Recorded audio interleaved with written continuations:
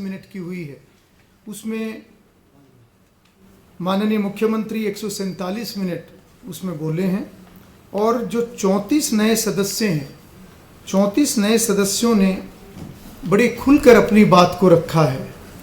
और ये खास तौर पर मैं उल्लेख करूंगा कि पहली बार चुनकर आए सदस्य लगभग सभी सदस्य 4-5 मिनट से लेकर 12-13 मिनट तक बोले हैं, जो कि मुझे लगता है कि एक बहुत बड़ी उपलब्धि एक विधायिका के नाते और एक नए सदस्यों के लिए जो पहली बार चुनकर आते हैं और उनका इस तरीके से सदन के अंदर पूरा एक एक्टिव मेंबर की तरह रोल प्ले करना जो यहाँ पर देखने को मिला है।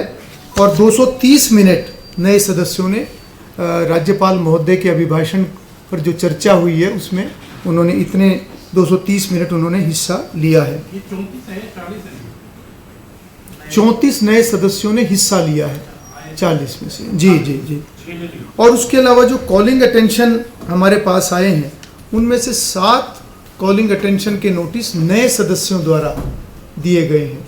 ये विशेष रूप से इसलिए उल्लेख करना जरूरी है कि नए चुनकर आए सदस्यों का इस तरीके से एक्टिव पार्टिसिपेशन ये कहीं ना कहीं एक हमारे जो लोकतांत्रिक प्रक्रिया, जो हमारी एक डेमोक्रेसी है, जो हमारे विधायी कार्य हैं, तो इसमें और आगे सबका इंटरेस्ट बढ़े।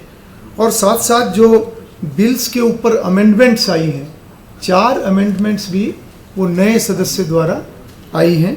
और जी जी जी 24 नए सदस्य। और इसी प्रकार से जो सप्लीमेंट्री के ऊपर भी जो चर्चा हुई है उसमें भी नए सदस्यों ने काफ़ी बढ़ चढ़कर हिस्सा लिया है। और मैं समझता हूं कि जो एक हमने शॉर्ट ओरिएंटेशन सेशन जो मेंबर्स के लिए रखा था, जिसके अंदर 54 मान्य सदस्यों ने उसको अटेंड किया था, जो एक बेसिक जानकारी उनको मिले उस नाते से उस सेशन का आयोजन किया गया था, तो उसमें भी बहुत सदस्यों ने रुचि दिखाई थी और उसकी एक रिफ्लेक्शन सेशन के अंदर हमें देखने को मिली है, जो उन्होंने बढ़ चढ़कर इसमें हिस्सा लिया है। और इसके साथ साथ जो ये 5 दिवसीय सत्र है, इसके अंदर कई ऑब्जर्वेशंस भी, जो डाउट्स जब हाउस चलता है तो उसमें अलग अलग मेंबर्स के क्वेरीज भी आती हैं, कई डाउट्स भी इस तरीके से आते हैं, तो समय समय पर उसके ऊपर कुछ ऑब्जर्वेशंस भी दी गई हैं। और साथ ही साथ एक रूलिंग भी इसके अंदर दी गई है, जो कि पहले दिन एक विषय आया था प्रोटेम स्पीकर का, तो उसके ऊपर भी एक रूलिंग जो है दी गई है। और साथ ही साथ जो हरियाणा राज्य का एक गीत, जो कि पिछले विधानसभा के कार्यकाल में उस समय में जो विषय आया था और एक सर्वसम्मति से पूरे सदन ने उसको पास किया था, तो वो भी कल हाउस के अंदर सुनाया गया है। और उसके लिए एक नई कमेटी का गठन भी किया गया है, जो कि जो हरियाणा का राज्य गीत होगा वो और बेहतर कैसे हो सकता है, क्योंकि वर्डिंग्स उसकी पास हो चुकी हैं और आगे वो और अच्छा हो, उसके लिए 5 सदस्यीय कमेटी का गठन किया गया है, जिसके अंदर जो एक्सपर्ट होंगे इस फील्ड के उनको भी इसके अंदर शामिल किया जाएगा। तो मैं मुख्य रूप से कहना चाहूँगा कि ये इस पहले सत्र के अंदर जो 5 दिन के 5 सिटिंग इसकी रही हैं, तो ये पिछले अगर हम लगभग 30-35 वर्षों का अगर हम रिकॉर्ड देखें तो उस नाते से एक बहुत अच्छी ये सिटिंग रही है और काफ़ी अच्छे समय सभी सदस्यों को मिला है, चाहे वो माननीय राज्य अटेंशन के ऊपर, चाहे वो कोई भी बिल है उसके ऊपर चर्चा की बात है, तो पूरा समय सभी माननीय सदस्यों को उसके अंदर देने का हमने प्रयास किया। और साथ ही साथ आने वाले सुनो, एक अच्छी इंश्योरेंस पॉलिसी एआई से पूछते हैं। एक ऐसी पॉलिसी जिसमें प्रीमियम पेमेंट हो लिमिटेड पर इनकम आती रहे लाइफ टाइम। LIC का जीवन उत्सव। एक ऐसी पॉलिसी जो दे होल लाइफ इंश्योरेंस कवर भी। LIC का जीवन उत्सव। वाह, चलो तो LIC की जीवन उत्सव पॉलिसी ही लेते हैं। मैं भी तुमसे यही कह रही थी, LIC का जीवन उत्सव। लाइफ टाइम सेलिब्रेशन मनाइए LIC के जीवन उत्सव के साथ, फ्यूचर सेट है। बदलाव पिछले वर्षों में हमने देखे हैं, क्योंकि हर कार्यकाल में कोई ना कोई अच्छे सुधार के कार्य हमेशा आते हैं और वो सुधार के कार्य हमेशा आगे बढ़ते रहने चाहिए। तो उस नाते से भी हमने कुछ प्लानिंग की है, जिसमें मुख्य रूप से हमारे सभी सदस्यों के लिए एक 2 दिवसीय ट्रेनिंग कैंप, ट्रेनिंग सेशन, उसका आयोजन किया जाएगा। ये जो हमारा बजट सत्र है उससे पहले हम इसको आयोजित करेंगे। उसके साथ साथ हमारा जो स्टाफ है, जो हमारे ऑफिसर्स हैं जो विधानसभा के, उन सब के लिए भी हम एक ट्रेनिंग जो है वो उनको दिलवाने का काम करेंगे, ताकि उनकी एफिशिएंसी और बढ़े और बेहतर तरीके से यहाँ के कार्य आगे बढ़े। उसके साथ साथ जो हमारे माननीय सदस्य हैं, उनके लिए लाइब्रेरी के अंदर हम आने वाले समय में एक ऐसा सेल क्रिएट करेंगे जो कि उनको विधायी कार्यों में उनकी सहायता के लिए वहाँ पर एक सेल की स्थापना, ताकि किसी भी माननीय सदस्यों को किसी प्रकार की जानकारी चाहिए या किसी प्रकार का कोई मार्गदर्शन विधायी कार्यों के नाते चाहिए, तो उनको वो सही तरीके से मिल सके। और आने वाले दिनों में हम सभी समितियों का भी गठन करेंगे और साथ ही साथ जो नई विधानसभा बनाने की जो प्रक्रिया, जो जिसमें एक प्रक्रिया ऑलरेडी चली हुई है जो ज़मीन को लेकर, तो नई विधानसभा का इस टर्म के अंदर वो बने, उस प्रक्रिया को भी आगे बढ़ाया जाएगा। और साथ ही साथ मैं आप सभी मीडिया के साथियों को कहना चाहूँगा कि कुछ सुझाव पिछले दिनों में आप सब की तरफ से आए थे। मेरा प्रयास रहेगा कि उनके ऊपर जितना भी हम काम कर सकेंगे उनको हम आगे बढ़ाने का काम करेंगे। और एक हमने नया जो इस बार शुरू किया है, क्योंकि जब भी विधानसभा का सत्र होता है तो बड़ी संख्या में पुलिस बल यहाँ पर तैनात होता है, तो उनके लिए हमने एक निःशुल्क भोजन की व्यवस्था वो हमने विधानसभा की तरफ से वो इस बार शुरू की है, क्योंकि एक बहुत ही सख्त ड्यूटी हमारे जो पुलिसकर्मी हैं उन सभी भाइयों की भी होती है, तो उनको भी किसी प्रकार से दिक्कत ना हो, वो भी हमने इस बार कार्य शुरू किया है। और मैं आप सभी का पुनः आभार व्यक्त करते हुए, वैसे तो क्योंकि हमारा मिलना जुलना रहता है, आगे भी मिलना जुलना रहेगा, आज इस सत्र की समाप्ति के बाद आज आप सबसे मिलना हुआ। अगर एक आध प्रश्न कोई भी साथी करना चाहे तो एक एक करके आप अपना कर सकते हैं। नया भवन के लिए क्या प्रक्रिया चल रही है, और क्योंकि लगातार इसको लेकर के बयानबाजी चल रही है, पंजाब के नेता बयानबाजी कर रहे हैं, वहीं चंडीगढ़ जो एडमिनिस्ट्रेटर हैं और पंजाब के राज्यपाल हैं, तो उनका कोई जमीन हमने अलॉट नहीं की है, और किसी भी अर्बन जो यहाँ का विभाग है चंडीगढ़ का, वो कह रहे हैं कि वो क्लियरेंस उनको नहीं मिली है। इस तरह का ये कहीं ना कहीं उलझा हुआ है। देखिए, आप सब जानते हैं कि आने वाले वर्षों में परिसीमन होने वाला है और उसमें सभी लोकसभा और विधानसभा की सीट बढ़ने वाली है। तो जब वो सीट बढ़ेंगी तो निश्चित रूप से हमें बड़े स्पेस की ज़रूरत पड़ेगी, क्योंकि जो मौजूदा हमारा जो विधानसभा है इसके अंदर स्पेस की कमी है। और अंदर अगर मैं हाउस की बात करूं तो उसके अंदर भी 90 की जो सिटिंग है, तो पूरी वो सिटिंग है जिसके अंदर एक्सपेंशन का कोई स्कोप नहीं है।